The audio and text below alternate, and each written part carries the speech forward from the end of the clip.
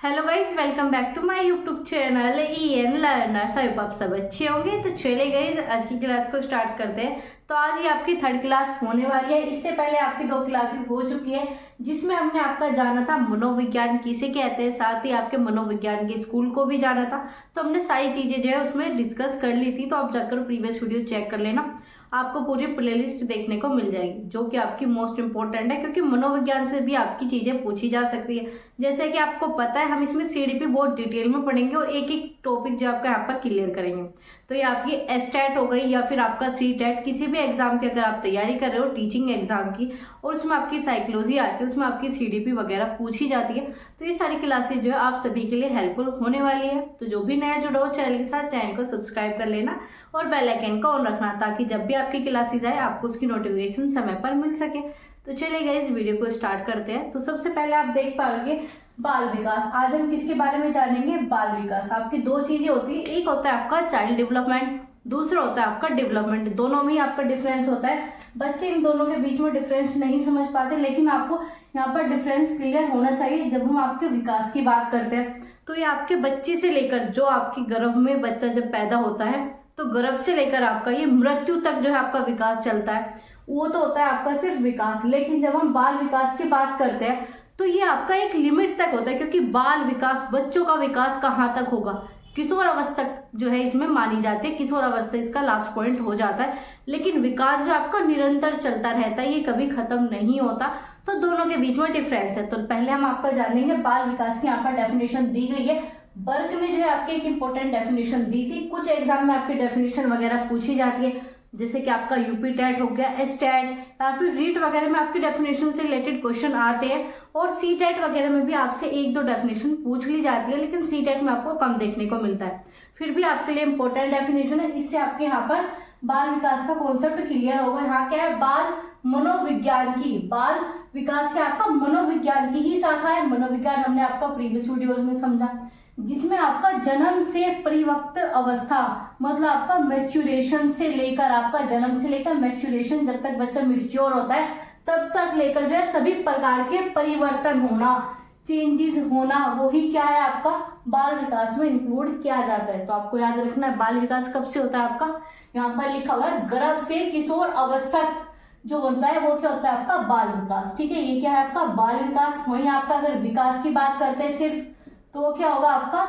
वो होगा आपका मृत्यु तक। ठीक है, गर्भ से लेकर मृत्यु तक, वो है आपका विकास। तो हम यहाँ पर अवस्था जानेंगे।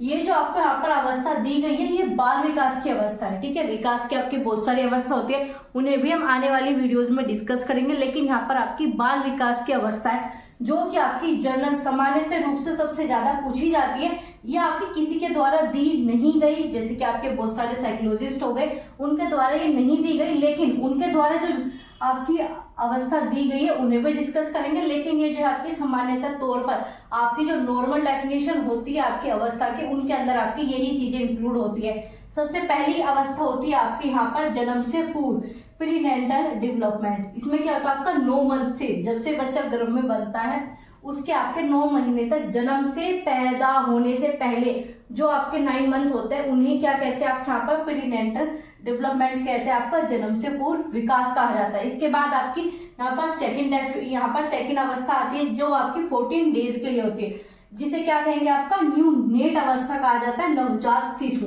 जब बच्चा 14 दिन के अंदर इंक्लूड होता है, जब बच्चा 14 दिन का होता है, तो उसमें आपका नवजात शिशु वो कहलाया जाता है। तो उस अवस्था को आपको न्यू नेट डेवलपमेंट कहते हैं। इसके बाद बच्चा जब आपका 14 दिन से लेकर आपका 2 साल तक की अवस्था को क्या कहा जाता है आपका शिशुअवस्था कहा जाता है, जिसे आप बेबीहुड के नाम से जानते हो। तो बेबीहुड के आपका 14 डेज से लेकर आपके यहाँ पर 2 साल तक, उसे क्या बोलेंगे आपका बेबीहुड बोला जाता है। अब बात करते हैं आपके यहाँ पर 2 साल से लेकर 12 साल जो है वो आपका बाल्य अवस्था होगा, जिसे आपका चाइल्डहुड के नाम से जाना जाता है। और आपको यहाँ बाल्य अवस्था के भी यहाँ पर कई पार्ट डिवाइड होकर मिलेंगे, वो हम आपकी आने वाली वीडियोस में जाने। यहाँ पर आपका जो बेसिक कॉन्सेप्ट है अवस्था से रिलेटेड आपका, वो यहाँ पर क्लियर होना चाहिए। तो उसी से चीज को क्लियर कराने के लिए यहाँ पर आपकी अवस्था बताई जा रही है। तो 2 से लेकर आपकी 12 साल की अवस्था के अंदर आपका बाल्य अवस्था आ जाएगा।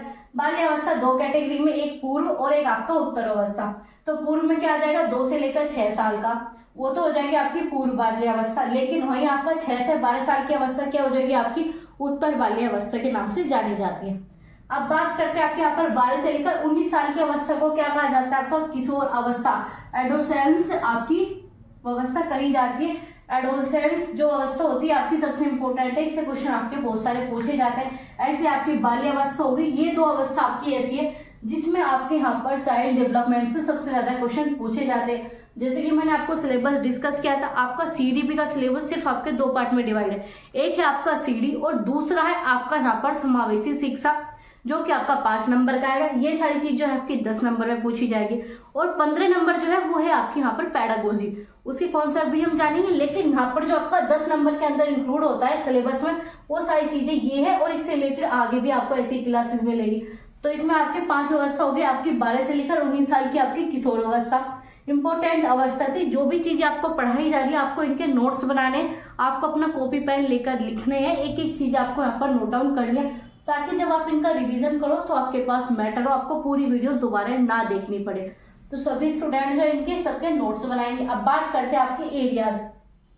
हमने अभी तक जान लिया बाल्य अवस्था क्या होती है, आपकी बताया जैसे कि गर्भ से लेकर किशोर अवस्था, उसके अंदर आपको ये 5 स्टेज देखने को मिलेगी, 5 अवस्था आपके यहाँ पर इंक्लूड होती है। लेकिन एरियाज को जानने से पहले हम जानेंगे आपका विकास, क्योंकि अभी तक हमने क्या पढ़ा, बाल विकास।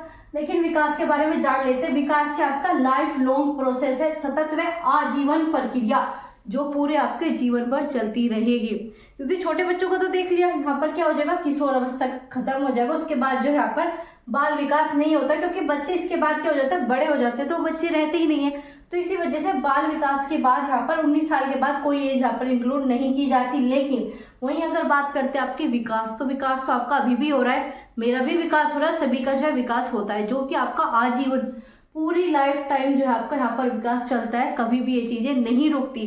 वो हो सकता है कि आपका कम विकास हो रहा हो, ज्यादा विकास हो रहा हो, आपकी दरें या क्रम कह सकते हो थोड़ा घटता रहता है, लेकिन ये आपका सदैव चलेगा, विकास आपका हमेशा होता रहेगा।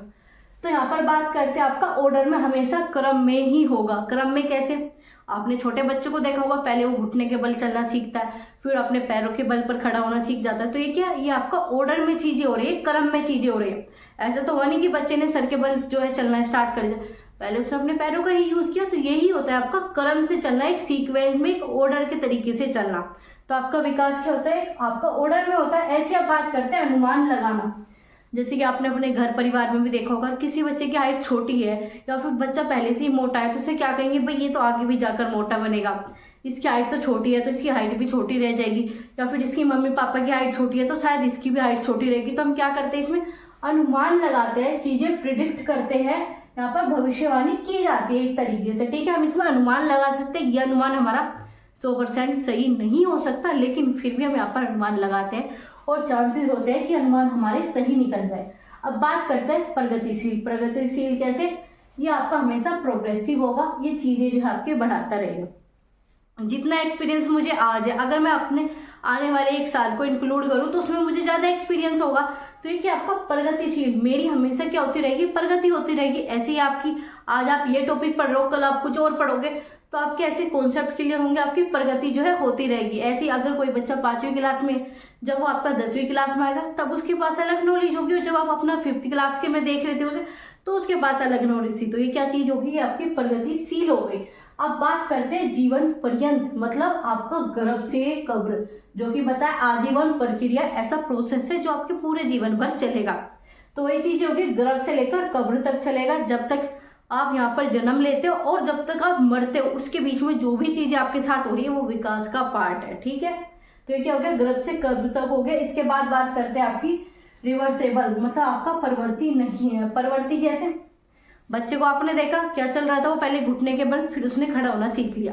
लेकिन ऐसा तो होगा नहीं कि बच्चे अपना खड़े होकर चलना सीख लिया, उसके बाद क्या करेगा, वो घुटने के बल चलना स्टार्ट कर देगा, फिर वो ऐसे बिना चलने के रह जाएगा। ऐसा तो नहीं होता ना, रिवर्सेबल नहीं है, उल्टी चीजें नहीं चलती, ठीक है। अगर किसी का विकास हो चुका है तो वापस जाकर उसे खत्म नहीं कर सकता। अगर आपकी हाइट यहाँ पर बढ़ चुकी है तो आप उसे घटाकर यहाँ पर 2 फुट नहीं कर सकते। ये कि आपका रिवर्सेबल नहीं है, आप इसे परिवर्तित नहीं कर सकते, कम नहीं कर सकते, उल्टा नहीं कर सकते।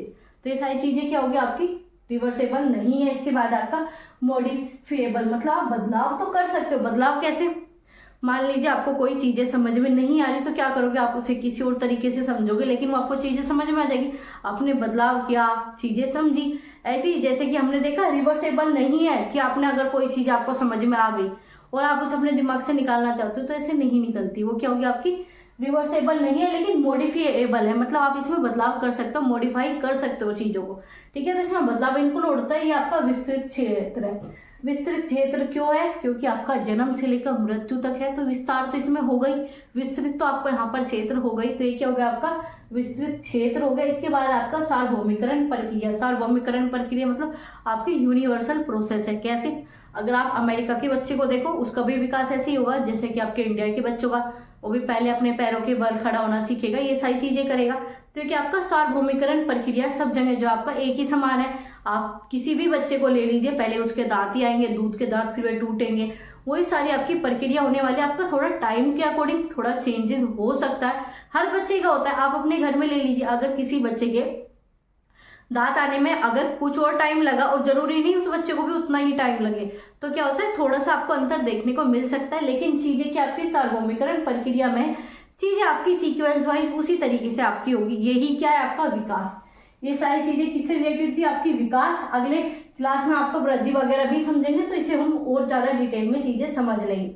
तो आपको ये विकास जो है समझ में आ गया होगा। आप इनके जो है यहाँ पर नोट्स बनाइए और इसी तरीके से शॉर्ट में रखिए। एक एक वर्ड जो है आप उसमें लिख लीजिए। आपको डिटेल में नहीं करना, सिर्फ आपको एक मेन वर्ड लिख लेना है, जैसे लाइफ लॉन्ग लिख लिया, ऑर्डरली लिख लिया, इस प्रकार से लिख लिया ताकि आपको वर्ड देखते समझ में आ जाए इसका मीनिंग क्या था। आपको इसी तरीके से अपने नोट्स बनाने हैं, क्योंकि बिना नोट्स के आप बेशक तैयारी कर लो, सीटेट पास भी हो जाए, लेकिन आने वाले टाइम में आपको प्रॉब्लम हो सकती है, क्योंकि बहुत सारे आपके टीचिंग एग्जाम ऐसे हैं जिसमें 60% आपका सीटेट का या आप कह सकते हो किसी भी टेट का वहाँ पर चीज़ें पूछी जाती है।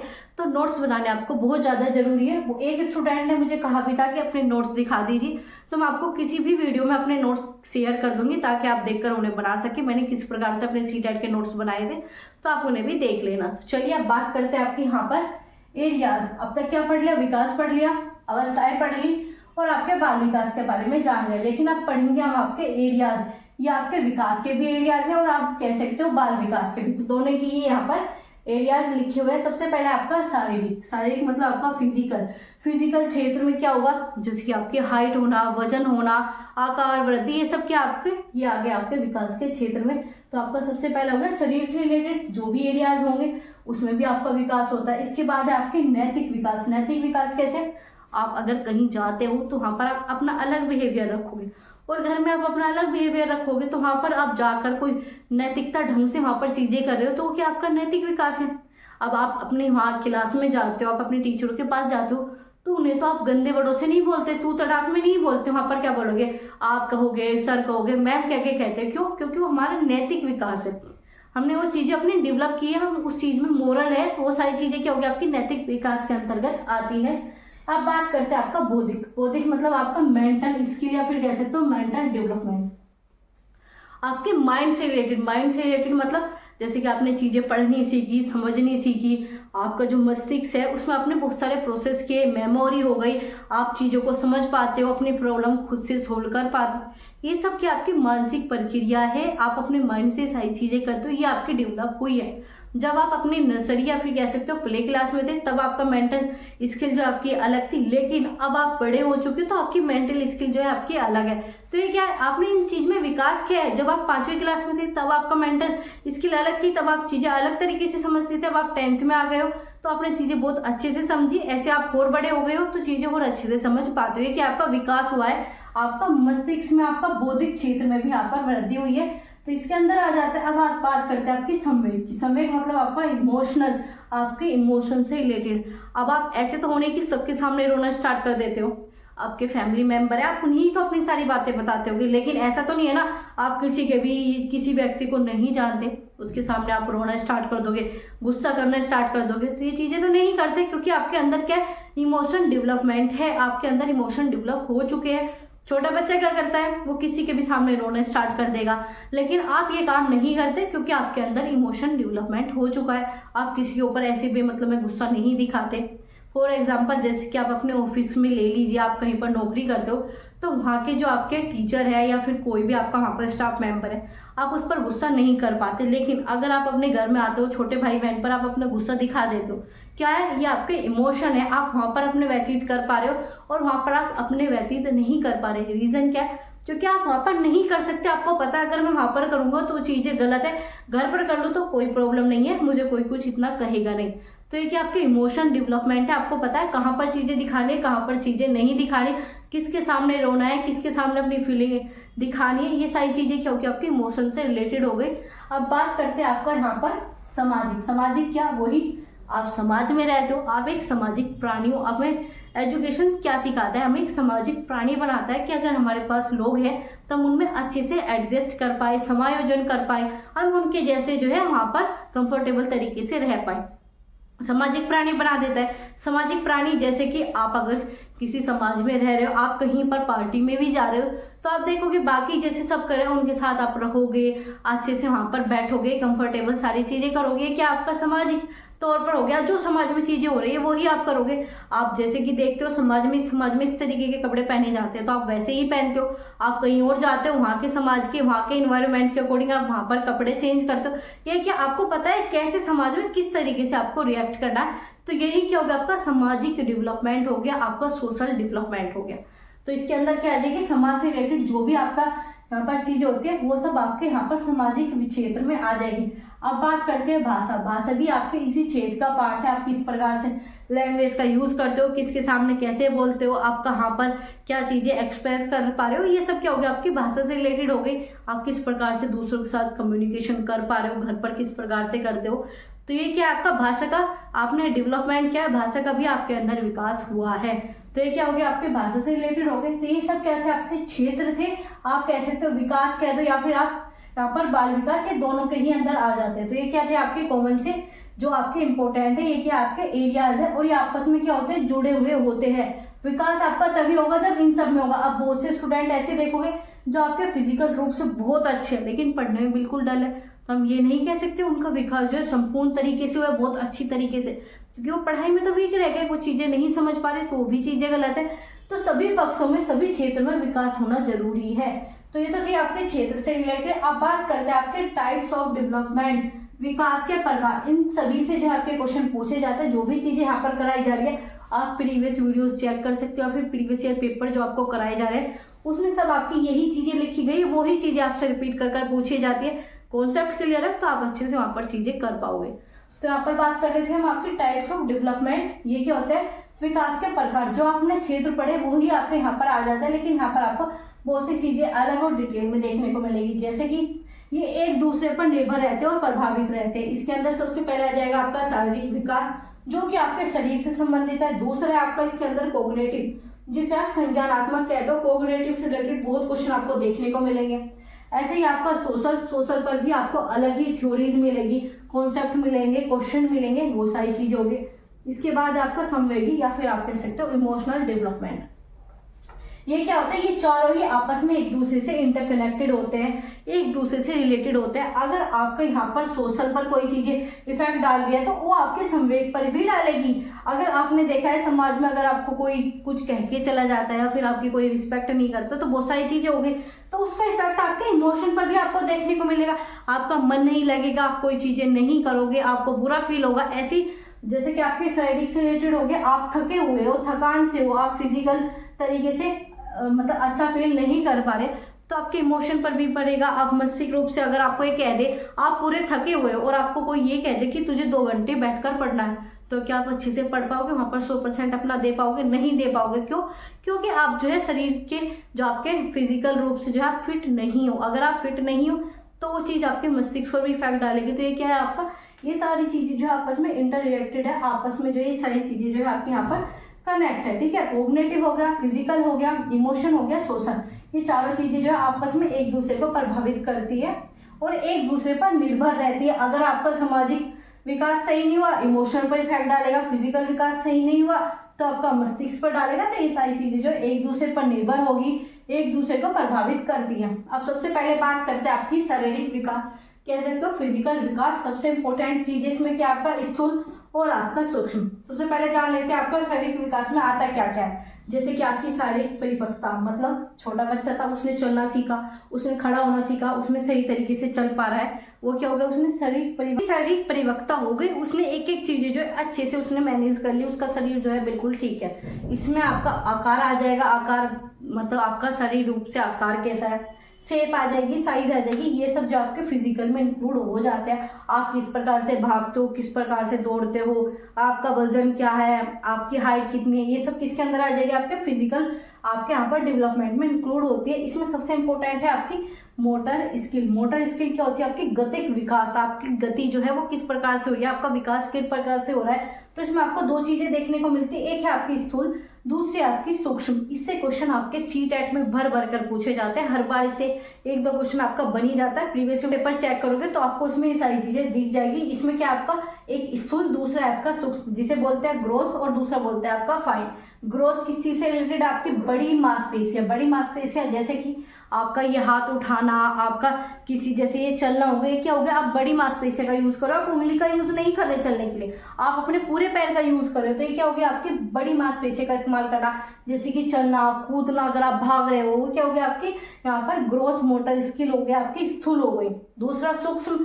सूक्ष्म क्या होता है, आपका छोटा फाइन तरीका। फाइन में जैसे कि आपकी छोटी मांसपेशियां, जैसे कि यहाँ पर मैंने लिखा, ये क्या है, लिखना क्या हो गया, मैंने उंगली का यूज करा, मैंने पूरे हाथ का यूज करके नहीं लिखा, उंगली से लिखा, वो क्या हो गया, आपकी फाइन हो गई। ऐसे आपकी सिलाई, जब आप सिलाई करते हो तो उंगलियों को यूज करते हो, ऐसे आपका पढ़ाई पढ़ रहे हो, आप उंगलियों को ही तो यूज करो, ऐसे तो है नहीं आप ऐसे पूरे हाथ का यूज कर करके पढ़ रहे हो, तो ये भी चीजें नहीं होती। ऐसे आपका कढ़ाई करना, आर्ट, आप कोई ड्राइंग बना रहे हो, वो सारी चीजें क्या होगी, आपकी फाइन मोटर स्किल में आती है। क्वेश्चन बनता है स्थूल, आपकी बड़ी मांसपेशियों का यूज करते हो, सूक्ष्म फाइन मतलब आप जिसमें छोटी चीजों का, छोटी मांसपेशियों का यूज करते हैं, जैसे उंगली का, फिंगर का, ये सब क्या है आपके यहाँ पर सूक्ष्म और स्थूल। ये आपकी मोटर स्किल, गतिक विकास, ठीक है। ये जाती किस प्रकार से, छोटा बच्चा बाल विकास के तौर पर, जैसे छोटा बच्चा पहले फाइन चीजें करना सीखता है, या फिर आपका ग्रोथ, तो वो क्या करेगा, छोटा बच्चा पहले बड़ी चीजें करेगा, वो अपने पूरे शरीर से चीजें उठाता है। अगर आप छोटे बच्चे को कोई चीज उसकी तरफ फेंकोगे तो अपने पूरे शरीर का यूज करेगा, वो पूरे शरीर से उठाने की ट्राई करता है। लेकिन अगर आप किसी बड़े की तरफ फेंकोगे तो ऐसे अपने हाथ से कैच कर लेगा, सिर्फ उसे पता है मुझे ये हाथ उठाना है, मैं ऐसे पकड़ सकता हूँ, ये क्या हो, उसे पता चल गया फाइन से। तो ये चीजें कैसे जाती है, आपकी ग्रोथ से क्या जाती है, आपकी फाइन की तरफ जाती है। ये आपका स्थूल से सूक्ष्म की ओर जाता है, आपको याद रखना, स्थूल से आपका सूक्ष्म की ओर, ठीक है। और आपके इसमें ये एग्जांपल जो दे रखे हैं आपको याद रखना है, इनसे क्वेश्चन बनते हैं कि आपके ग्रोथ में कौन कौन से, जैसे चलना, कूदना, भागना, पकड़ना, ठीक है। और इसमें छोटी मांसपेशियों में लिखना, सिलाई करना, कढ़ाई करना, आर्ट बनाना, ड्राइंग बनाना, ये सारी चीजें जो है आपकी यहाँ पर सूक्ष्म या फिर फाइन मोटर स्किल में कह सकते हो। अब बात करते हैं दूसरा सबसे इंपॉर्टेंट, वो है आपका कोग्निटिव। कोग्निटिव वर्ड ही बच्चों को समझ में नहीं आता, तो कहीं पर भी आपको कोग्निटिव दिखा है तो आप अपने माइंड से रिलेट कर दो। मस्तिष्क और कोग्निटिव दोनों एक ही वर्ड है, ये चीजें आप समझ लो। क्या है संज्ञान, क्या है संज्ञान, विकास, मानसिक या फिर बौद्धिक प्रक्रिया। बौद्धिक प्रक्रिया जो भी आप अपने माइंड का यूज करते हो, उसमें आपको शरीर की यूज करने की जरूरत नहीं है। अब मैं यहाँ पर खड़ी होकर कुछ सोच रही हूँ तो उसमें मैंने अपने हाथ का यूज नहीं करूंगी, मेरा माइंड चल रहा है, मुझे पता है हाँ ये टॉपिक ऐसे करना है, ये सारी चीजें क्या मेरा माइंड यूज कर रहा है, मैंने हाथ पैर या कुछ भी शारीरिक चीजें यूज नहीं करी। वो क्या हो गया आपका यहाँ पर माइंड से हर एक चीज क्या होती है आपकी यहाँ पर कोग्निटिव के अंदर आ जाएगी। जैसे ध्यान करना, कोई चीज आप ध्यान कर रहे हो, मेडिटेशन कर रहे हो, किसके अंदर आएगी आपके यहाँ पर कोग्निटिव में। आप किसी चीज को याद कर रहे हो, आप मेमोरी, कोई आपके साथ कुछ घटना घटी, आप उस चीज को लेकर उस मेमोरी को याद कर रहे हो, रिकॉल करने का ट्राई कर रहे हो, तो किस चीज से आपका कोग्निटिव। ऐसे आपका यहाँ पर परसेप्शन, आप किसी चीज को, कोई चीजें बता रहे हो, परसेप्शन है आपका कोई किसी चीज के प्रति, वो क्या हो गया, वो भी आपका मस्तिष्क से रिलेटेड। हाँ ये चीजें ऐसी है, परसेप्शन में आप मान सकते हो गॉड का एग्जाम्पल। बहुत से स्टूडेंट आपके गॉड मानते होंगे, बहुत से स्टूडेंट गॉड को नहीं मानते होंगे। वो क्या है आपका परसेप्शन है, आपका तरीका है, आपका विचार है, आप क्या चीज यहाँ पर करते हो। कोग्निटिव में आ जाता है आपका ज्ञान निर्माण। ज्ञान निर्माण, आप अपने ज्ञान का निर्माण करते हो, सर्जन करते हो, आप चीजें सीख रहे हो। अब ये सारी चीजें आप सीख रहे हो, ये आपके शरीर में नहीं जा रही है, आपकी माइंड में जा रही है। क्या हो गया, आपके ज्ञान का निर्माण कर रही है, आपकी कोग्निटिव स्किल को डेवलप कर रही है। ऐसे इसमें क्या आ जाएगा, थिंकिंग करना, सोचना, विचार करना, प्लानिंग करना, किसी योजना को बनाना। अगर आप किसी भी प्रकार कोई भी योजना बना रहे हो, चाहे आप यही योजना बना रहे हो, सीटेट है, मेरे पास 2 महीने हैं, मैं किस प्रकार से अपनी तैयारी करूंगा, तो इसमें क्या हो जाएगा, आपका माइंड का यूज होगा, आपका शरीर का यूज नहीं होगा। वो चीजें हैं आप अलग तरीके से लिख रहे हो, वो आपकी अलग चीजें होगी, लेकिन प्लानिंग तो आप अपने माइंड से करोगे। आगे आपका निर्णय लेना, डिसीजन लेना, अगर आपको कोई डिसीजन लेना है तो उसमें क्या आगे यूज करोगे, आप अपनी मस्तिष्क चीजों का यूज करोगे। डिसीजन हो गया मेकिंग, डिसीजन मेकिंग वही आपका निर्णय लेना। प्रॉब्लम सॉल्विंग, आप किसी समस्या में उलझे हो, कोई आपको समस्या का समाधान नहीं मिल रहा, खोजोगे किस प्रकार से, अपने मस्तिष्क से, आप अपने माइंड का यूज करोगे। हाँ, ये चीजें मैं इस प्रकार से न कर अगर इस प्रकार करूँ तो मेरी प्रॉब्लम सॉल्व हो जाएगी। ये क्या है आपका प्रॉब्लम सॉल्विंग। आपका अटेंशन लेना, किसी चीज का ध्यान करना, यही विचार हो गया। संप्रेक्षण हो गया, संप्रेक्षण आपका माइंड का यूज करना। अगर आप किसी से बात कर रहे हो तो उसमें अपने माइंड का यूज करोगे, हाँ मुझे अब इससे ये वाली चीजें पूछनी है। अगर आप टीचर से बात करो, मुझसे ये वाला क्वेश्चन सॉल्व नहीं हो रहा तो मैं टीचर से ये वाली चीजें पूछूंगा, क्या है, संप्रेक्षण है, माइंड का यूज कर रहे हो। ऐसे आपका यहाँ पर क्या है, भाषा, बातचीत करना, सब आपके माइंड से रिलेटेड हो गया। तर्क करना, लॉजिक लगाना, लॉजिक वही बहुत से क्या मानते हैं, गॉड को मानते हैं, गॉड को नहीं मानते। ये आपका एक लॉजिकल टॉपिक कह सकते हो। कैसे, क्योंकि जो गॉड को नहीं मानते वो ऐसे लॉजिक आपके सामने रख देंगे, हाँ ये चीजें बिल्कुल सही है कि गॉड नहीं होता, और जो गॉड को मानते हैं वो ये सारी चीजें रख देंगे, ऐसे लॉजिक रख देंगे कि आपको लगेगा नहीं भाई भगवान होते हैं। तो ये क्या आपके लॉजिक होता है, माइंड से रिलेटेड स्किल डेवलप करना, ठीक है, मस्तिष्क से करो। ऐसे क्रिएटिविटी थिंकिंग करना, क्रिएटिविटी मतलब किसी चीज का सर्जन करना, नई नई चीजें इन्वेंट करना, नई नई चीजें बनाना, ये सब किसके अंदर आ जाएगी, आपकी यहाँ पर मस्तिष्क क्रियाओं के अंदर आ जाएगी। इसमें आपका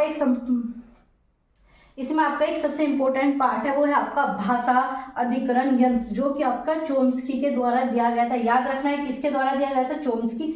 इसमें आपका LAD, इसकी फुल फॉर्म क्या है, भाषा अधिकरण यंत्र, जो कि आपका भाषा से रिलेटेड होता है। ये आपका जो लैंग्वेज का पोर्शन है, आपका लैंग्वेज फर्स्ट, लैंग्वेज टू, उसमें एक क्वेश्चन आपका कई बार पूछा जा चुका है, तो याद रखना है भाषा अधिकरण यंत्र किसके द्वारा, चोम्स्की के द्वारा, जिसे आप LAD के नाम से जानते हो। अब आपके माइंड में जो है, आपके यहाँ पर मस्तिष्क में 2 पक्ष होता है, बायां और लेफ्ट में ही आपकी भाषा होती है। अगर आपसे पूछा जाए भाषा कहाँ पर होती है, मस्तिष्क के कौन से भाग में, वो होती है आपकी लेफ्ट में, बायां पक्ष में, ठीक है। ये चीजें वैसे आपसे पूछी नहीं जाती, लेकिन आपको ये चीजें पता होनी चाहिए। आपसे जो क्वेश्चन पूछा जाता है वो पूछा जाता है LAD, भाषा अधिकरण यंत्र, फुल फॉर्म भी आपको याद रखनी है। तो ये चीजें थी आपकी संज्ञान आपके माइंड से जो भी क्रियाएं करते हो, चाहे सोचना, आपका विचार करना, डिसीजन लेना, तर्क करना, किसी चीज को याद करना, ध्यान करना, ये सब किससे, आपके कोग्निटिव से काफी क्वेश्चन आपको आगे देखने को मिलेंगे। तो आपको यहाँ पर कोग्निटिव से रिलेटेड अपना कॉन्सेप्ट क्लियर होना चाहिए।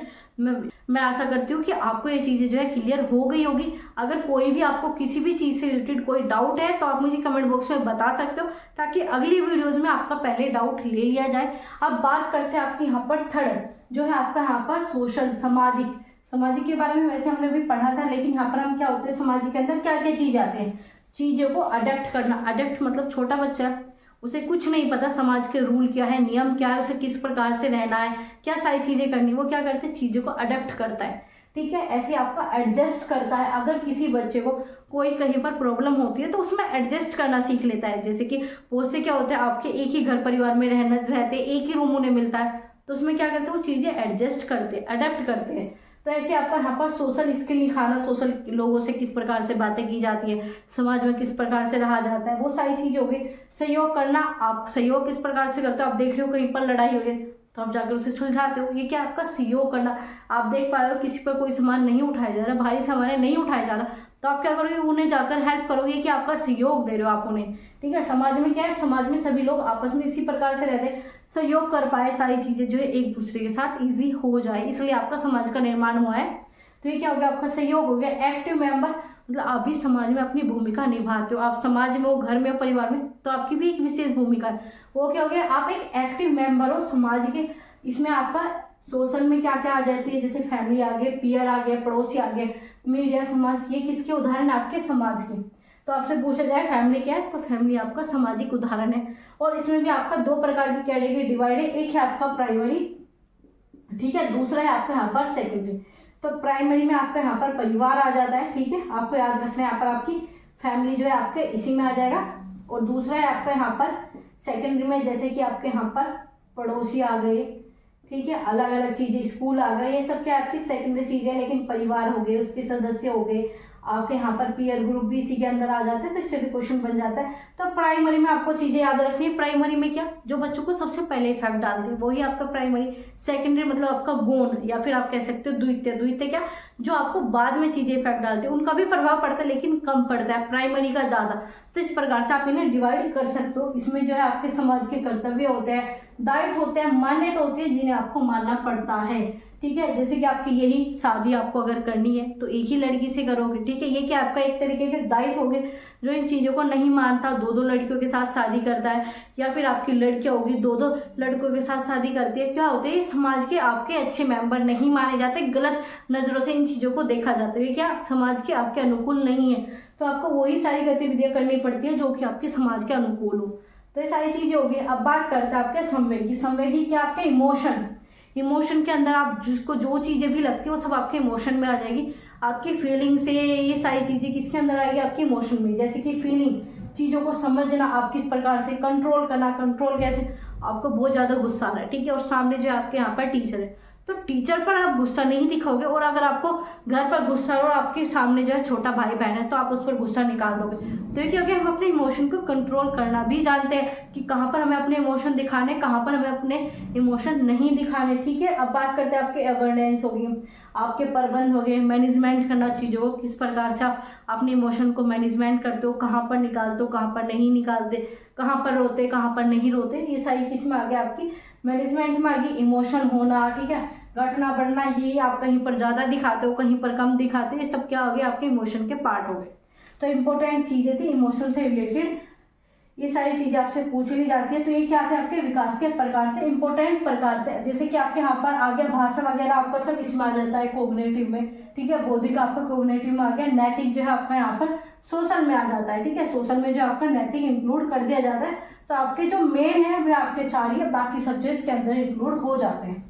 तो गाइज आज की वीडियो में यही था। इसके नोट्स बनाइए, मोस्ट इंपोर्टेंट वीडियो से क्वेश्चन आपके बहुत इजी पूछे जाते हैं अगर आपको कॉन्सेप्ट क्लियर है। अगर आपको कॉन्सेप्ट क्लियर नहीं है तो सारे ही क्वेश्चन आपको हार्ड लगेंगे। तो आज की वीडियो में इतना ही था। वीडियो अच्छी लगी हो प्लीज़ वीडियो को लाइक कीजिए, अपने दोस्तों के साथ शेयर कीजिए। बहुत ही इंपॉर्टेंट सेशन था ये आपका, तो प्लीज़ वीडियो को लाइक करना ना भूलें। और कोई भी नया जुड़ा हो चैनल के साथ, चैनल को सब्सक्राइब कर लीजिए। और इन सब चीज़ों के आपको नोट्स बनाने हैं तो आप सभी अपने नोट्स भी बना लीजिए। तो चलिए गाइस, मिलते हैं आपसे अगली क्लास में। तब तक के लिए आप अपनी तैयारी करते रहिए। Thanks for watching, keep learning, keep supporting EN learners.